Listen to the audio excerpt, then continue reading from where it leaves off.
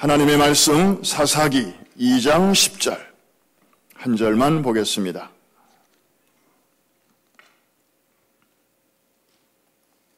사사기 2장 10절입니다.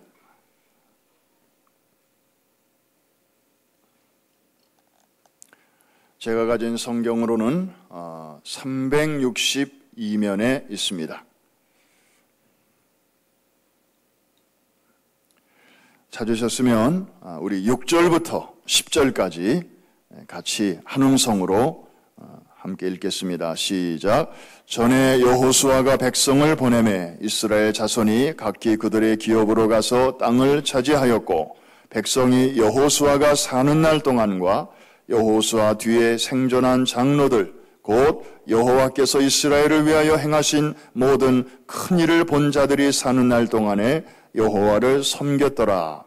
여호와의 종 눈의 아들 여호수아가 110세에 죽음에 무리가 그의 기업의 경내 에브라임 산지 가스산 북쪽 딥낫 헤레스에 장사하였고 그 세대의 사람도 다 그 조상에게로 돌아갔고 그 후에 일어난 다른 세대는 여호와를 알지 못하며 여호와께서 이스라엘을 위하여 행하신 일도 알지 못하였더라. 아멘.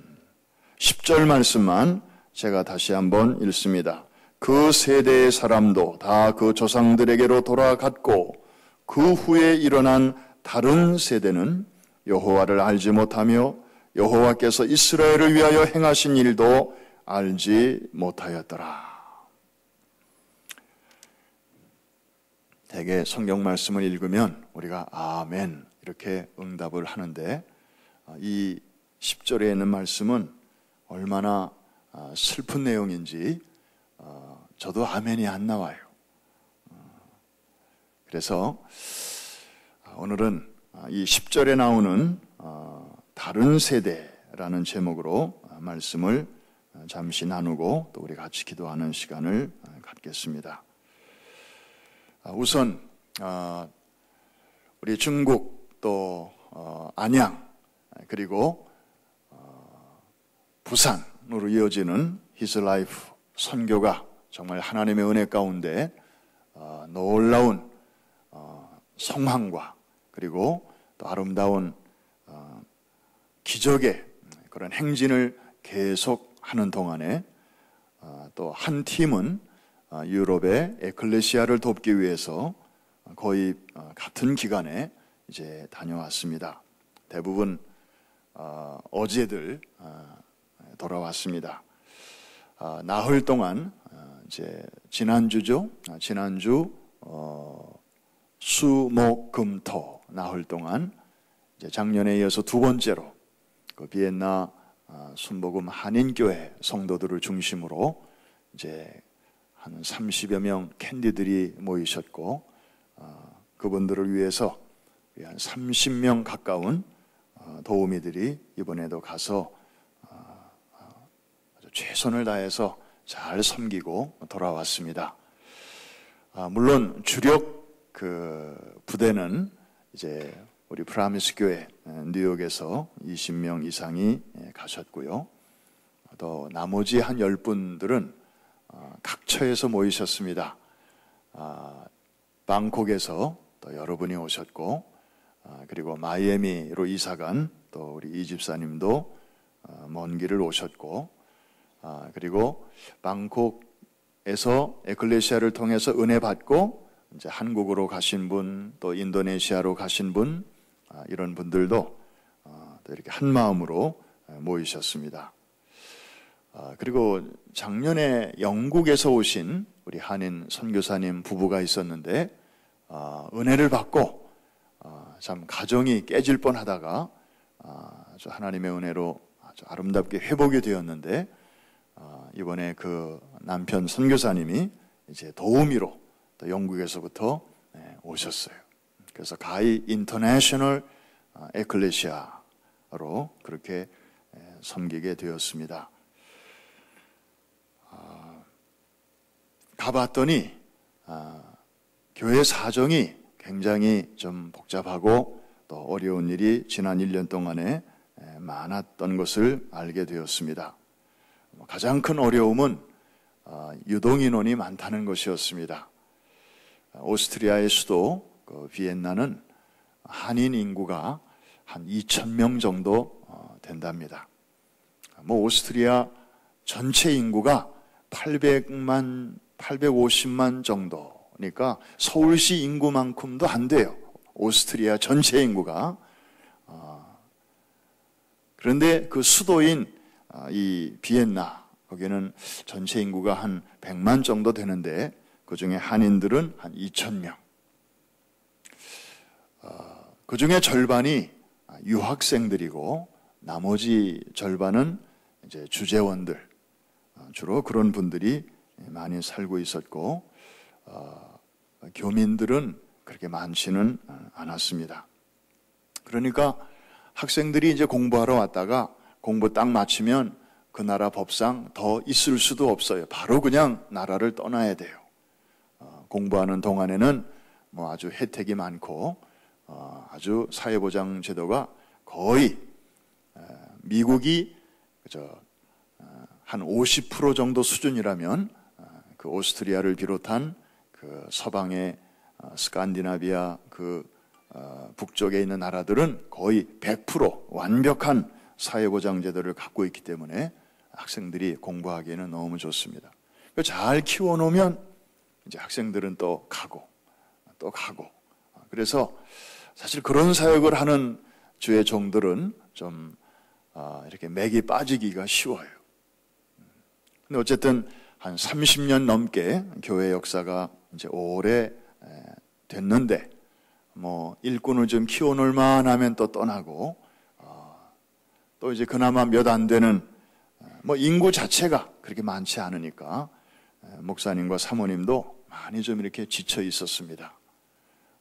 그런데다가 또 교인들끼리 서로 좀 의견이 다르고 그래서 좀 어려움이 있었는데 요번에 이제 에클레시아를 통해서 담임 목사님과 또 사모님도 그냥 풀로 참석하시면서 아주 큰 위로와 또 격려를 받으셨습니다. 그리고 중심 재직들이 이번에 또 이렇게 들어오셔서 참 뭐 어떤 분들은 너무 힘들었어요. 그냥 그래서 뭐 일꾼이 별로 없으니까 자기라도 자기 하나 빠지면 그나마 일꾼이 없으니까 그냥 억지로 들어왔는데 그래서 이분의 경우는 나는 그냥 요번까지만 봉사하고 그 다음에는 이제 손을 놓는다. 이제 그런 마음으로 들어오셨대요. 그래서 이분은 보통 대부분의 사람들은 이제 섬기면서 하나님이 주시는 은혜를 받으려고 대부분 오잖아요. 근데 이분의 기도 제목은 주여 이번에 은혜 절대로 안 받게 하여 주옵소서. 그냥 자리만 딱 채우고 자기 시간만 딱 채우고 그 다음에는 이제 빠이 하려고 그러려고 오셨던 분이 있었어요. 그 교회 아주 중요한 분인데 근데 결국에는 그런 분들마저도 마지막 시간에 다 에클레시아 전문 용어를 빌리면 깨지고 무너졌습니다. 그런 은혜가 임해서 정말 교회가 이제 다시 이렇게 하나님의 은혜로 촉촉히 적셔지는 그런 모습을 이제 보면서 왔습니다.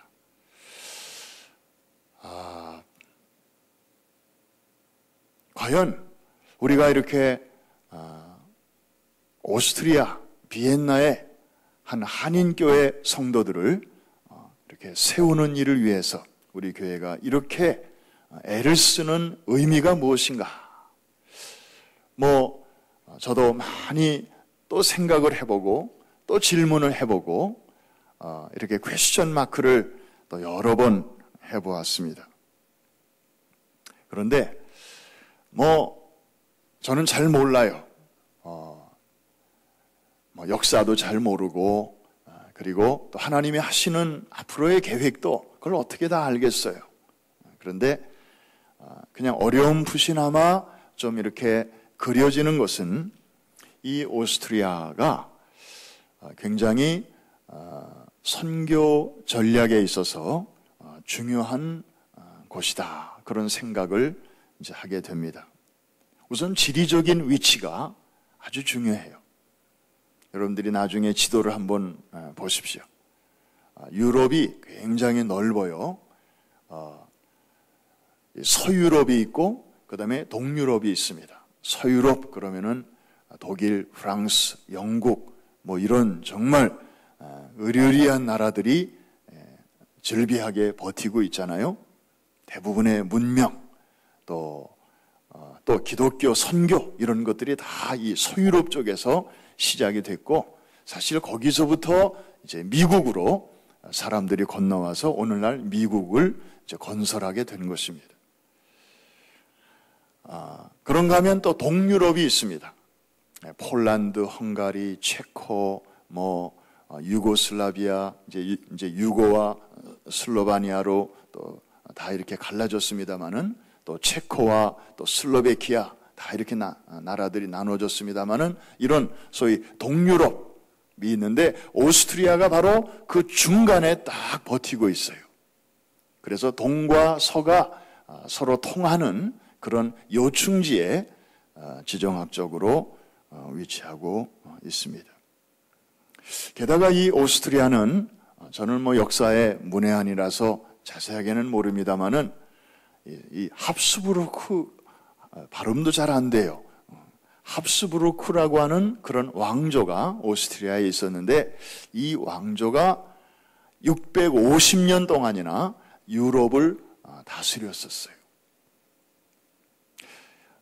우리 한국의 조선 왕조가 500년인데 그거보다 150년 더 길게, 단일 왕조로서는 아마 세계 최장이라고 하죠.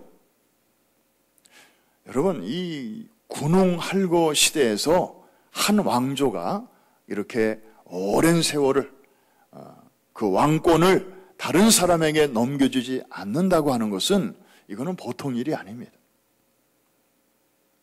그 주변 나라들이 대단한 나라들 아닙니까?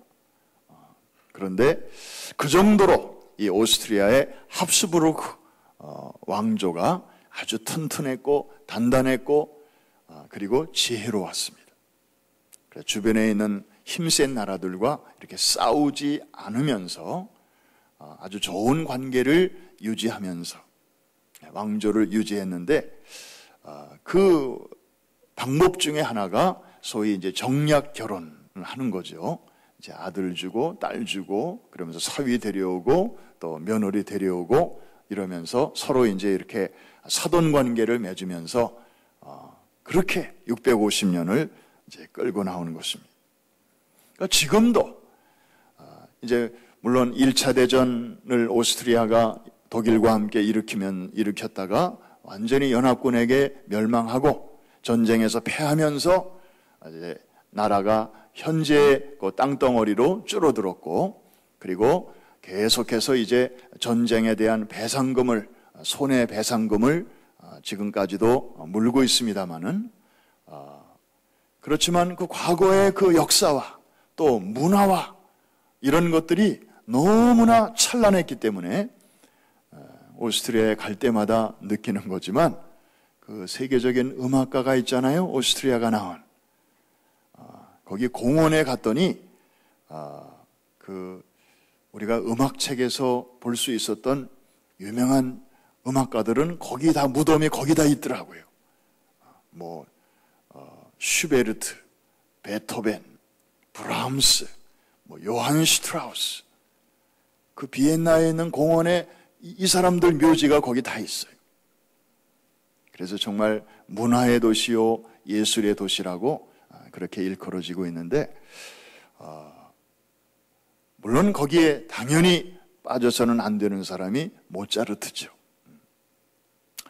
이 모차르트가 태어난 그 도시라든지 그 집이라든지, 또 그가 1살부터 7살까지 살았다고 하는 그 집, 그 다음에 그가 결혼식을 올렸다고 하는 성당, 또 장례식을 치렀다고 하는 그 동일한 성당, 또 피가로의 결혼을 작곡했다고 하는 어떤 집, 이런 것들 하나하나마다 다 이렇게 관광 명소가 돼가지고 세계 각처에서 사람들이 와서 보는데 죽은 한 사람이 살아있는 국민들을 먹여 살리고 있더라고요.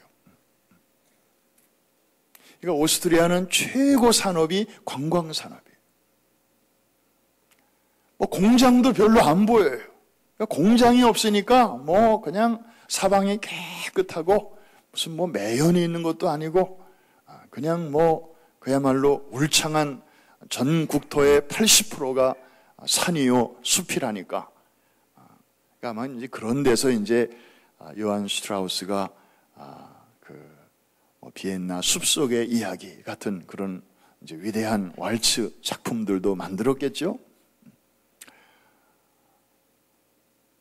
그래서 이 오스트리아가 지금은 땅이 많이 줄어들었지만 문화적 영향력 그리고 유구한 그런 역사가 주는 그런 임팩트는 아직도 크기 때문에 이 오스트리아 지정학적으로도 이 유럽의 중간에 있고 그리고 문화적 역사적으로도 상당한 그런 영향력을 갖고 있는 이 땅에 하나님께서 에클레시아를 심으셔서 이제 저 서쪽 끝에는 스페인 그리고 중앙에는 오스트리아 이 두 나라를 하나님께서 이렇게 사용하시지 않겠나. 그래서 우리가 지금 중남미 선교를 열심히 하는 게 참 왜 중요한가 하면 이 중남미 사람들 중에 뜨거운 오순절 신앙을 가진 사람들이 이제 스페인으로 계속해서 이제 이민을 갑니다. 그러면 이 사람들이 스페인의 교회에 불을 지피는 불쏘시개가 지금도 되고 있어요. 그래서 서쪽에서는 그런 뜨거운 신앙의 불길이 이제 유럽으로 이렇게 파고 들어오게 하시고 또 중앙에서는 이 에클레시아 운동을 통해서 지식 가지고 안 되고 정보 가지고 사람이 변할 수가 없는데 어떤 문화적 자존심 가지고도 변할 수 없는 것이 우리 사람들인데 이 유럽 사람들은 자존심이 대단해요. 우리 동양 사람들이 복음을 전한다고 갔을 때 이 사람들이 볼 때는 참 웃음이 나올 거예요. 자기네들이 전해준 복음인데 이제 복음을 전달받은 사람들이 은혜 받았다고 자기네들의 땅에 와서 이렇게 복음을 전한다고 할 때 얼마나 우습겠어요. 이건 마치 외국 청년이 대한민국에 와가지고 자기가 판소리 공부를 했는데 내가 판소리를 좀 가르쳐 줄 테니까 나한테 좀 배우시지 않겠수? 하고 한국 사람한테 묻는 거랑 똑같은 거예요. 그러면 아무리 내가 판소리를 못하기로서니 내가 자네한테 배울까? 그러면서 아마 불편해할 거예요. 그런 자존심이 아주 높은 그런 사람들인데 하나님께서 에클레시아 운동을 통해서 사람의 심령을 근본적으로 변화시키는 그런 일을 또 시작하실 때 우리의 생각으로는 참 정말 앞이 보이지 않지만 하나님께서 하고자 하시면 얼마든지 돌들을 통해서라도 소리치게 하시는 하나님께서 유럽도 품으시고 유럽의 재복음화를 위해서 장차 크고 놀라운 일을 행하실 줄로 믿습니다. 이 나비 효과라는 말이 있지 않습니까? 이거는 과학자들이 하는 말인데 아마존 정글에서 커다란 호랑나비 한 마리가 이렇게 날갯짓을 하면 이게 날갯짓 할 때 생기는 이 에너지가 있지 않습니까? 에너지 불변의 법칙에 의해서 이게 이제 공기를 타고 이게 에너지의 그 형태가 조금씩 변화되면서 그리고 이것이 또 다른 곳에 영향을 주고 그게 또 영향을 주고 이러면서 지구 저 반대편에 갈 즈음에는 저 텍사스에서 허리케인으로 바뀔 수 있다. 뭐 이런 이제 가설이 그 나비 효과라고 한다는데, 여러분, 하나님을 모르는 과학자들도 그런 이야기를 한다면 그 안에 전능하신 하나님의 섭리적 손길이 함께 하실 때, 우리가 지금 하고 있는 것은 유럽의 보구마라고 하는 거대한 과제 앞에서 마치 그냥 나비 한 마리가 날갯짓 하는 것과도 같지만, 하나님의 능하신 손 안에 우리의 작은 섬김의 몸짓이 붙들린 바 될 때, 한인 교회를 통해서 또 유럽의 re-evangelization, 재보구마가 하나님의 시간에 아름답게 시작되고 진행되고 또 이루어질 줄로 믿습니다. 정말 지금은 앞이 보이지 않지만 기대가 됩니다.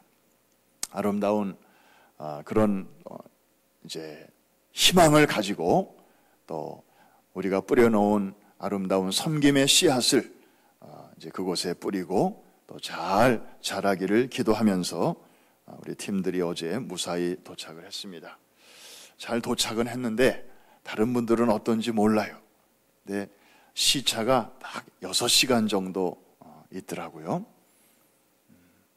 차라리 12시간쯤 있으면 낮밤이 딱 바뀌어버리면 그냥 그렇구나 하고 딱 눈 감고 이렇게 적응을 하겠는데, 6시간 정도 시차가 있으니까 야리꾸리합니다. 지금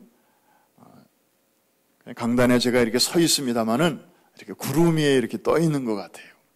그리고 그냥 잘 또 공기 좋은 곳에서 또 일하고 또 며칠 좀 잘 쉬다 왔는데 입안은 막 여기저기 헐어가지고 아주 전쟁이에요.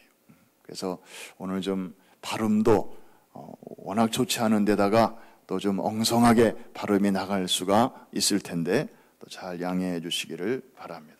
어쨌든 오늘 말씀을 좀 짧게 전하고 같이 기도하려고 합니다. 우리 자녀들의 여름 선교 보고를 조금 전에 들었습니다. 그리고 또 사랑하는 딸의 간증도 들었습니다. 지난 5월 달에 다음 세대라는 제목으로 말씀을 전한 적이 있는데요. 오늘은 다른 세대라는 제목의 설교가 되겠습니다. 지난 5월 설교의 그 후속편이라고 그렇게 할 수도 있겠습니다. 오늘 본문에 보면 이스라엘 백성들의 세대 간에 대단한 차이가 있음을 볼 수 있습니다. 광야 세대가 있고 그 다음에 요단을 건너 가나안 땅에 들어와서 태어난 가나안 세대가 있었습니다. 이 앞의 세대는 정복 전쟁을 직접 치룬 전쟁의 경험이 있는 그런 세대예요. 이 가나안에서 태어난 세대는 그런 경험이 별로 없는, 마치 우리 대한민국의 6.25를 경험한 세대, 그 다음에 전쟁 이후에 태어난 세대가 있는 것처럼 지금 비슷한 그런 상황입니다. 그런데 오늘 이 말씀은 굉장히 씁쓸한 내용입니다. 왜냐하면 원래 그렇지 않은 세대였는데 어찌어찌 하다가 이렇게 이상한 세대가 되어버렸기 때문입니다. 그럼 원래 이 세대의 모습은 어땠는지 우리 7절을 한번 보실까요? 광야에서 가나안 땅에 들어왔을 때 그 당시만 해도 괜찮았습니다. 7절 다 같이 한번 읽습니다. 백성이 여호수아가 사는 날 동안과 여호수아 뒤에 생존한 장로들 곧 여호와께서 이스라엘을 위하여 행하신 모든 큰 일을 본 자들이 사는 날 동안에 여호와를 섬겼더라. 지금 장소는 가나안입니다. 광야가 아니에요. 가나안 땅으로 들어왔어요. 그 가나안 땅의 정착 초기만 해도 7절과 같았어요. 저들은 여호와를 잘 경외할 줄 알았습니다. 그리고 하나님께서 과거에 행하신 그런 일들에 대해서도 아주 생생하게 잘 기억하고 있었습니다. 그래서 보이지 아니하시는 하나님을 보는 것 같이 하면서 그렇게 경건하게 살아갔습니다. 그리고 리더십이 확실했었습니다. 그래서 저들은 그 리더십을 중심으로 흔들리지 않고, 또 가나안 족속들이 가끔씩은 이렇게 대항할 때에도 저들은 믿음으로 잘 싸워서 승리를 했습니다. 그런데 시간이 지나면서 달라집니다. 어떻게 달라졌나요? 10절 말씀, 오늘 요절인데 좀 슬픈 귀절이지만 우리 한 번 더 읽겠습니다. 역사의 교훈을 얻어야 되니까. 10절 시작. 그 세대의 사람도 다 그 조상들에게로 돌아갔고 그 후에 일어난 다른 세대는 여호와를 알지 못하며 여호와께서 이스라엘을 위하여 행하신 일도 알지 못하였더라. 알지 못하였더라. 성경에 나오는 가장 슬픈 귀절 중에 하나가 아닌가 생각이 됩니다.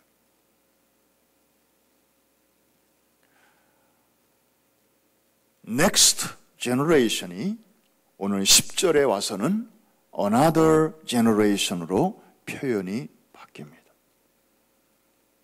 여러분, 다음 세대 그러면 왠지 모르게 이렇게 희망이 연상되고, 그리고 뭔가 이렇게 연속성이 좀 그 속에 들어있는 것 같습니다. 그런데 다른 세대 표현이 이렇게 되면 이거는 좀 이상한 세대를 말하는 것입니다. 분명히 우리가 낳은 자식들인데, 같은 핏줄이 흐르고 있는데 앞선 세대와 판이하게 다른 그런 세대로 변질되었다는 것입니다. 앞선 세대가 광야에서부터 오직 유일하신 참 하나님만을 경외하는 그런 유일신 세대였다면, 이 가나안에서 태어난, 그래서 가나안에서 교육을 받는 이 다음 세대들은 가나안 종교에 서서히 동화되기 시작합니다. 앞선 세대가 하나님의 말씀을 중심으로 살았던, 광야에서 뭐 아무것도 없으니까요, 오직 하나님께서 말씀으로 찾아오실 때 그것을 청종했던 오디오 세대였다면, 이제 가나안 땅에서 교육받고 성장한 세대들은 너무나 다양한 볼거리, 또 읽을 거리, 먹거리, 이런 것들이 너무 다양하니까 그런 가운데서 이제 비디오 세대라고도 말할 수 있겠습니다. 그러면서 이제 신앙의 형식을 유지하다가 나중에는 신앙의 내용은 물론 형식까지도 잃어버리게 되는 그런 모습을 10절에서 볼 수 있습니다. 이것은 지나간 일이지만 우리도 조심하지 않으면 역사는 반복된다는 말이 있듯이 똑같은 패턴이 우리 이민사회에서도 일어날 수 있기 때문에 이 사건을 통하여 주시는 하나님의 음성을 잘 들어야 될 줄로 믿습니다. 지금 이미 서구 유럽은 이 현상이 이미 일어났습니다. 앞선 세대들이 한창 뜨겁게 여호와를 섬길 때 저들은 커다란 교회당을 지었고 그리고 성당들을 지었습니다. 그런데 지금은 그 건물들마다 예배드리는 장소가 아니라 이제는 그냥 관광 명소가 되었습니다. 살아있는 예배가 드려지지 않습니다. 그리고 건물 관리가 힘들어서 이제 부동산 업자에게 매각을 맡기는 그런 처지가 되었습니다. 젊은이들을 구경하기가 어렵습니다. 이번에 영국에서 오신 선교사님한테 직접 얘기를 들어보니까 영국은 1년에 교회가 3,000개가 문을 닫는데요. 물론 2,000개의 새로운 교회가 생겨난대요. 그럼 산술적으로 계산해 보면 매년 1,000개씩의 교회가 없어지는 거예요. 아파트로 개조가 되고 그 다음에 디스코텍으로 팔리고, 가장 가슴 아플 때는 교회로 수백 년 동안 사용되었던 건물이 이슬람 사원으로 매각되는 것입니다. 지금 영국은 이슬람의 물결이 쓰나미처럼 지금 온 도시로 퍼지고 있습니다. 이슬람이 유럽 전체를 이슬람화 시키기 위해서 이제 교두보로 찍은 나라가 영국이에요. 그래서 집중적으로 이제 무슬림 신자들을 영국으로 이주시키고 마을에서 집단적으로 살게 하고 애들을 막 낳고, 그러면 이제 백인들이 슬슬 다 피하죠. 다른 데로 이사가죠. 그러면 그 지역은 자연스럽게 이슬람 도시가 되는 거예요. 그럼 거기서 이제 시의원도 뽑고 시장도 뽑고 그러면서 이제 정책을, 친이슬람 정책을 거기서 다 만드는 거예요. 그리고 영국 의회에도 영향력 있는 이슬람 신자들을 다 이렇게 곳곳에 포진시켜서 그 이슬람 신자들이 마음 놓고 활개치며 다닐 수 있도록 모든 법을 그렇게 만드는 것입니다. 그러니까 우리도 정신 차리지 않으면, 지금은 너무너무 좋지만 앞으로 10년 후, 20년 후까지 우리가 내다본다면 우리가 뭘 해야 할 것인가? 지금부터 우리가 고민해야 됩니다. 문제 속에 해답이 있다. 이거 우리 담임 목사님 설교집의 그 제목인데요. 오늘 본문 속에 보니까 그 솔루션이 들어있어요. 첫째로 우리 10절 말씀, 이 속에 솔루션이 2가지가 들어있더라고요. 10절을 제가 다시 한번 읽습니다. 그 세대의 사람도 다 그 조상들에게로 돌아갔고 그 후에 일어난 다른 세대는 여호와를 알지 못하며. 그러니까 제일 중요한 것은 문제가 여호와를 알지 못한 것이기 때문에 이 솔루션은 뭐예요? 거꾸로 뒤집으면 되죠. 다음 세대들에게 누구를 알게 하는 거예요? 여호와를 알게 하는 것입니다. 근데 하나님을 알게 하는 가장 좋은 방법은 하나님의 말씀을 가르치는 것입니다. 하나님은 영이시기 때문에 눈에 보이지 않아요. 사람이 그 하나님을 직접 알 수 있는 길이 없어요.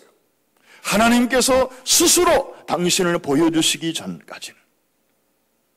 그래서 자연을 통하여서도 알게 하시지만 가장 정확하게는 말씀이라고 하는 특별 계시를 통하여 우리 하나님의 존재와 그리고 하나님의 마음과 하나님의 성품과 이 하나님에 대한 선한 지식을 우리가 가질 수 있게 되는 것입니다. 사실 모든 문제의 뿌리는 사람이 하나님을 알지 못하는 데서부터 비롯됩니다. 영국의 극작가 오스카 와일드는 이런 말을 했습니다. 하나님을 모르는 교육은 현명한 악마를 키우는 것과 같다. 그래서 아무리 좋은 학교를 가고 그리고 최고의 교육을 받고 승승장구해도 그 속에 여호와를 아는 지식이 없으면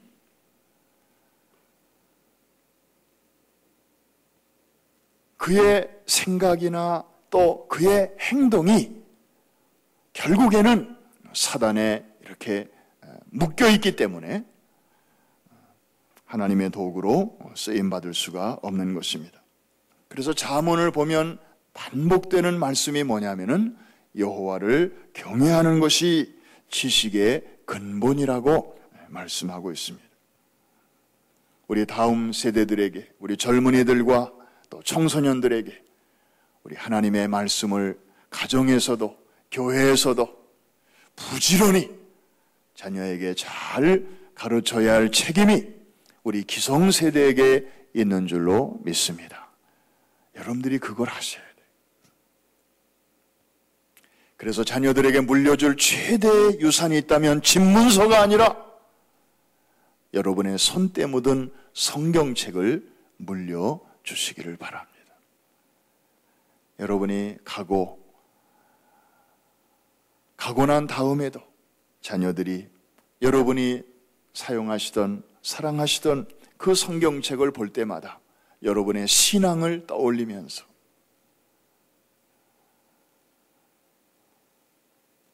여러분의 그 신앙의 발자취를 계속해서 끊어지지 않고 이어갈 수 있도록 여러분들이 해주셔야 됩니다.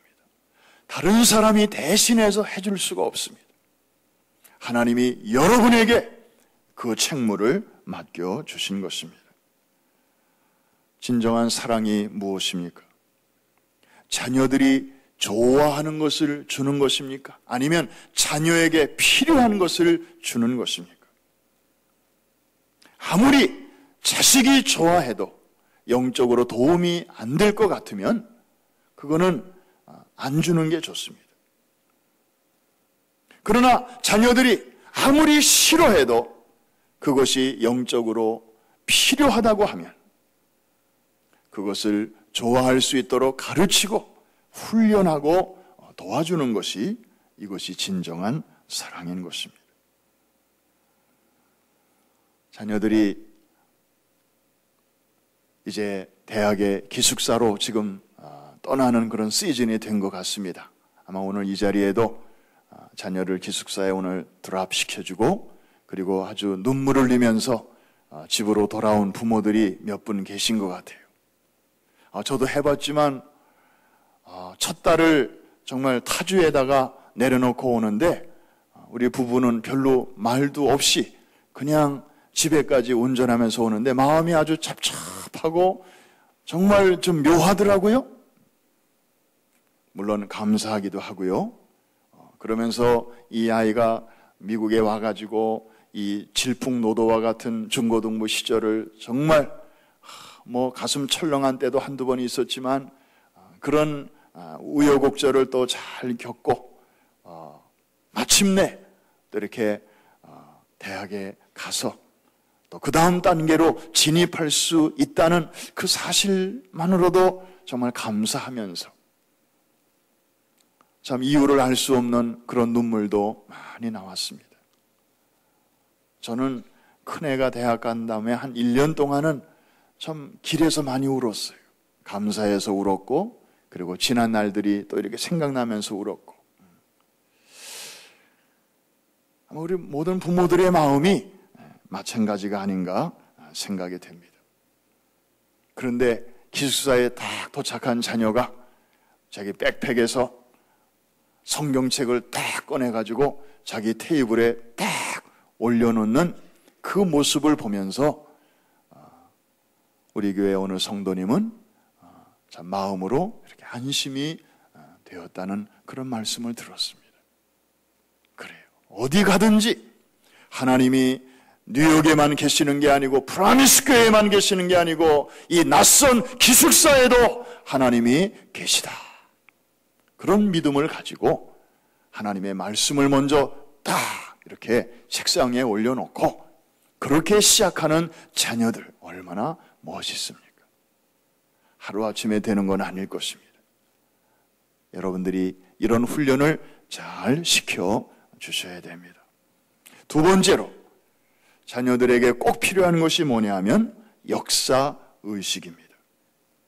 오늘 10절 말씀 다시 보시면 왜 다음 세대가 이렇게 다른 세대가 되어버린 것입니까? 첫째로는 여호와를 알지 못했기 때문이고 두 번째로는 여호와께서 행하신 일들을 알지 못했기 때문이에요. 근데 이것은 전적으로 기성세대의 책임이에요. 왜? 기성세대는 그걸 봤잖아요. 그걸 알았잖아요. 다음 세대는 그걸 몰랐어요. 그러면 안 사람이 이것을 물려줘야 되는 것인데 가르치지 아니했다는 것입니다.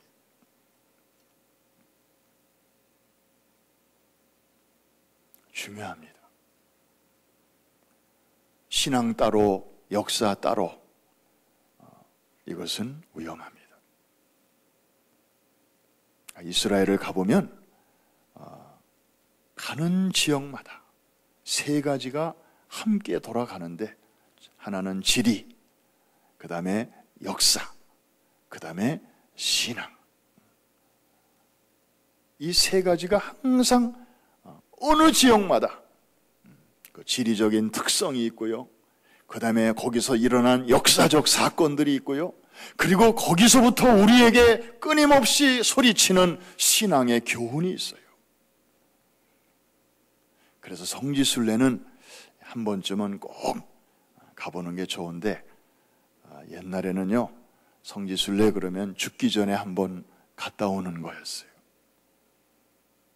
그런데 제가 가보니까 목사지만 너무 창피했어요.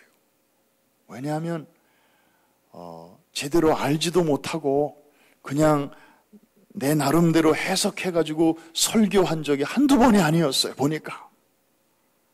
그래서 오해를 통하여 성도들로 하여금 은혜를 받게 한 적이 너무 많았어요. 그 얼마나 회개했는지 몰라요. 성경에 나오는 겨울, 그러면 우리는 한국의 겨울로 생각해.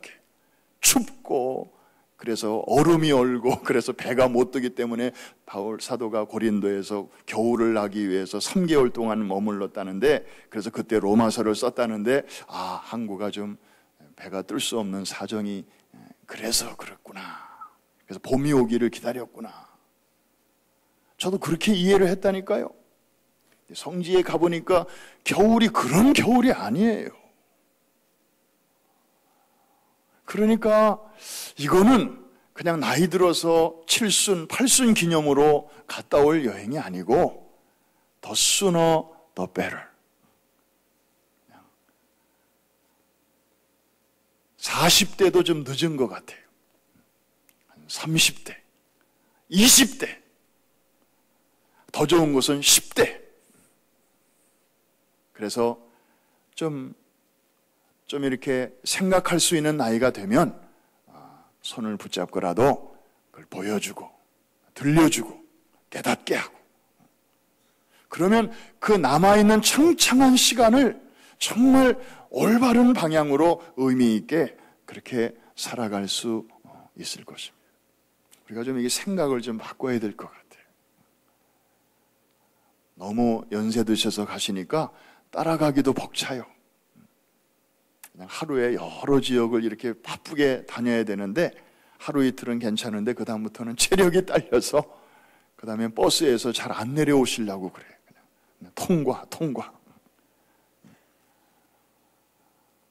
그럼 몸은 성지에 갔는데, 그리고 사진은 여러 장 찍어 왔는데, 이게 이스라엘인지 우리 동네 뒷산인지 나중에 보면 이게 다 섞여가지고 그거 아니더라고요.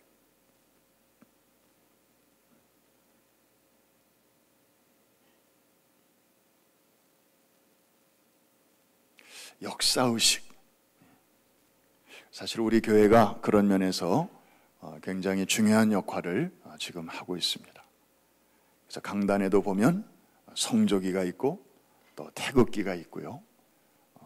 그리고 이제 우리가 선교하는 나라들의 국기가 있습니다. 기독교에는 물론 국경이 없습니다. 그러나 기독교인에게는 조국이 있습니다. 예수님도 조국의 중요성을 잘 알고 계셨습니다. 그래서 자기 동족의 미래를, 암담한 미래를 생각하면서 주님은 눈물까지 흘리셨습니다.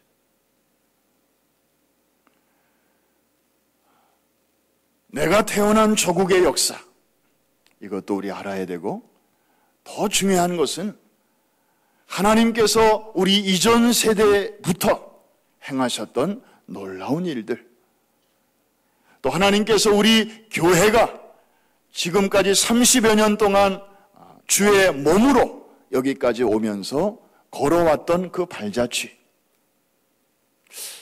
여러분 새로 이번에 재단장한 홈페이지를 들어가 보시면 우리 교회 연역이 나옵니다.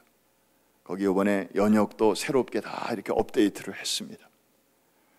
지난 과거의 우리 교회 역사책에는 1975년 12월에 이제 개척한 것부터 시작합니다. 근데 이번 연역에는 그 이전에 1973년 3년인가요? 4년인가요?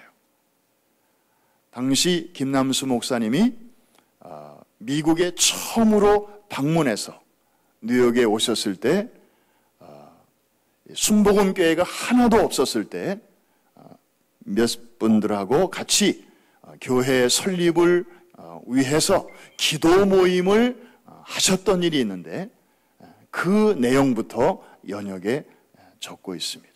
그러니까 아주 이렇게 아주 풍성한 아주 자세한 연역이 거기 들어가 있는 것입니다. 그러면서 몇 년도에 퀸즈로 이사를 왔고, 그리고 이제 교회 허가를 몇 년 후에 얻게 됐고, 그 다음에 BSA로부터 건축 허가를 또 언제 얻게 됐고, 그리고 고아 후원을 몇 년부터 시작하게 됐고, 그리고 베들레헴 성전, 또 예루살렘 성전, 또 맨하탄 성전 매각, 이런 정말 다른 사람들은 그냥 이 액면적인 내용만 보면 잘 몰라요. 그런데 그 이면에 감추어진 놀라운 일들을 보면 정말 하나같이 하나님께서 개입하셔서 길을 열어주시고 문을 열어주시고 길이 없는 곳에 길을 내주시고 굽어진 곳을 곧게 펴주시고 그래서 여기까지 오게 된 것을 알만한 사람들은 그 연역만 봐도 압니다. 이제 여러분께서는 여러분의 자녀들에게 이런 히스토리는 그분의 이야기인데, his story인데 이것을 다음 세대들에게 잘 풀어서 알려줘야 할 책무가 여러분에게 있습니다. 여러분이 아무 말 안 하고 그냥 여러분에게 주어진 일만 열심히 하다가 가면 여러분은 하나님 앞에 섰을 때 칭찬은 받겠지요. 그러나 여러분의 다음 세대들은 그 일을 알지 못한다면 어떻게 되겠습니까? 우리 다음 세대들은요, 교회관이 조금 다른 것 같아요. 우리는 로컬 처치에 대한 그런 커밋먼트가 굉장히 강해요. 그래서 웬만하면 그 교회를 떠나지 않고 그냥 내 교회다 이렇게 생각하는데, 우리 자녀들은 로컬 처치보다는 유니버설 처치, 이런 좀 폭넓은 교회관이 강해요. 그래서 대학 가기 전까지는 그냥 부모 따라서 한 교회 다니다가 대학을 가면서부터는 그냥 이번 주는 이 교회 가고 다음 주는 저 교회 가고 친구 따라 가고, 그러면서 특별히 어느 한 교회에 이렇게 적을 두고 다니는 친구들이 그렇게 많지가 않아요. 그러다가 그냥 교회와의 커넥션을 놓치게 되는, 그래서 대학 1학년쯤에는 70%가 교회를 안 나가고 대학 졸업반쯤 되면 90%가 교회를 안 나간다는 이 씁쓸한 한인 자녀들의 통계가 보스턴에서 나왔어요. 아주 나름대로 공부 잘하고 또 스마트한 그런 우리 자녀들이 많이 가 있는 보스턴 지역의 통계가 그래요. 사랑하는 성도 여러분, 하나님을 우리가 잘 알게 해야 되고, 그 다음에 하나님의 역사를 우리 다음 세대들에게 잘 가르쳐 주시기를 주의 이름으로 부탁합니다. 이것이 오늘 밤에 우리가 다음 세대들을 위하여 기도할 제목입니다. 말씀을 맺습니다. 우리 자녀들에게는 두 가지 옵션이 지금 저들 앞에 있습니다. 건강한 다음 세대가 될 것인가, 아니면 소망이 없는 다른 세대가 될 것인가. 여러분의 바람은 무엇입니까? 이 두 가지 옵션에서 우리 자녀들이 바른 쪽을 선택할 수 있으려면 여러분이 해야 할 몫은 무엇입니까? 저절로 잘 되기를 바랄 수는 없습니다. 우리 하나님은 어느 한 세대만의 하나님으로 영광 받으시기를 기뻐하지 아니하십니다. 오고 오는 세대들로부터 저들을 축복하시기를 원하시고, 그리고 저들로부터 하나님으로, 만군의 여호와로 그렇게 인정받기를 원하십니다. 그래서 아브라함의 하나님, 이삭의 하나님, 야곱의 하나님이라는 표현을 성경에 보니까 수없이 하고 계세요. 아브라함만의 하나님 아니고, 야곱만의 하나님도 아니고, 이삭만의 하나님도 아니고, 한번 따라해 주시기 바랍니다. 나는 아브라함의 하나님, 이삭의 하나님, 야곱의 하나님이니라. 그 의미를 우리는 알고 있습니다. Generation to generation. God is God of all generation. 하나님은 모든 세대들로부터 영광을 받으시기를 기뻐하시고, 그리고 모든 세대를 축복하기를 기뻐하신다는 사실입니다. 우리 프라미스 교회의 한 식구가 된 것을 우리가 자랑스럽게 생각하고 감사하게 여기면서, 이제는 이 아름다운 신앙의 이 비전을 다음 세대들에게 어떻게 잘 물려줄 것인가, 나만의 촛불로 끝날 것인지, 아니면 다음 세대들에게 물려줄 수 있는 횃불로 가꿀 것인지, 이 옵션이 우리에게 달려 있습니다. 오늘 밤 주 앞에 정말 진지하게 우리 10년 후, 20년 후, 30년 후를 생각하면서 뜻있는 기도를 함께 올릴 수 있기를 바랍니다. 우리 주님이 주신 땅으로 찬송하면서 우리 자리를 정돈하겠습니다.